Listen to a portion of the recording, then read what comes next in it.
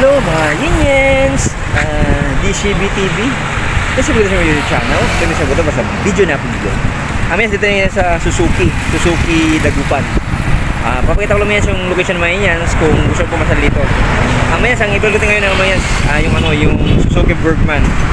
Yung Mayans, yung Suzuki Bergman, mga ilang buwan na rin lumabas o last year pa siguro noong 2021. So medyo may katagalan na rin, may ilang buwan na rin. Pero yung i-vlog natin ngayon, yung bagong kulay. Color blue siya mga yan. Pag-vlog natin mga yan. Kaya natin mamaya. Ngayon, pagpunta ko lang yung location na Suzuki Dagupan. Mga yan, tara na. Yung location na Suzuki Dagupan. Ito may papunta bayan ng Dagupan, ng mga simbahan ng Dagupan. Ngayon yan, ito ko naman yan, itong doon, papunta naman, puntang Binmali ito mga yan. Kasi ganyan ito yung school. Ayun yan, dito lang siya mga yan. Dito lang. Ayun yan yung Suzuki Dagupan. Ito yung yan, dito sa banda. Along the highway lang siya. Ayun yan, pasukin natin mga yan yung bagong kulay ng Suzuki Bergman. Alam mo yan, pasukin natin. Suzuki. Okay, ito man yan yung bali man yan yung Bergman, matagal na itong nilabas sa market mga yan, siguro mga ilang buwan nang lumipas. Pero itong yan sa ulit ko na yan yung lugar, bali papuntang doon, bayan ng Dagupan. Dito man yan, papuntang pero sa patasan na ng school, no? Yan, papuntang doon, bayan ng papuntang Binmali tsaka Lingayen. Alam mo yan yung Suzuki Dagupan. Alam mo yan, pasok na tayo.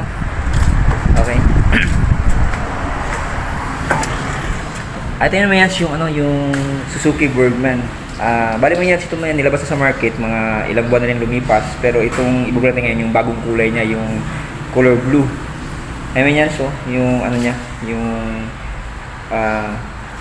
bagong kulay ng Suzuki Bergman.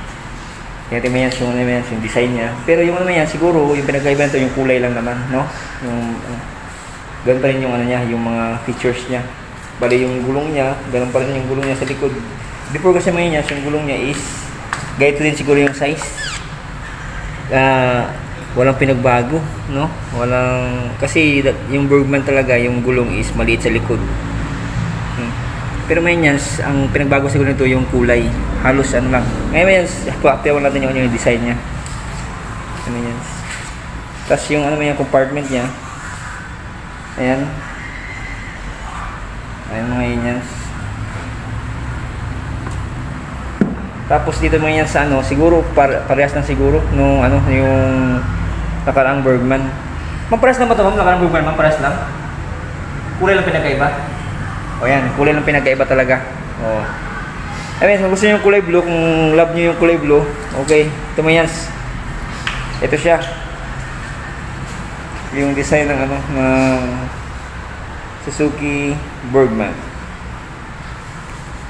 Ma'am, yung presyo niya, ganoon pa rin. Yung price nito mga yan, same pa rin siguro kasi kulay lang pinagkaiba. Yan, tingnan natin. Ikutin natin yung Suzuki Bergman. Ito. Ayan. Dito lang sa Suzuki Dagupan branch. Ngayon yan, maliban dito man yan, marami din silang ito, mga iba't ibang klaseng motor. Ayun yung Suzuki Rider. Ayan. Tapos yung Suzuki Crossover.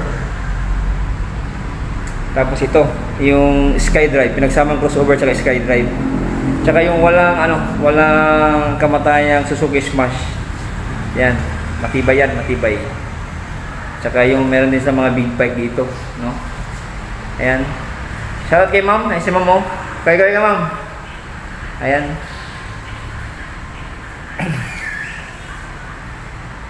Ano yung sa hapon nito mga yans? Ang brand ngayon dito sa Suzuki Dagupan. Okay men, ito yung bagong kulay ng Suzuki Bergman. Kami yan, kung gusto nyo mag-inquire, pasya lang kayo dito. Along the highway lang siya. Dito sa may Dagupan. Halos tapat lang siya ng ng City High, Dagupan. Okay, yan. Salamat sa panood mo yan. God bless you everyone. Keep safe. Sana sa buting kalagayan. And bye-bye!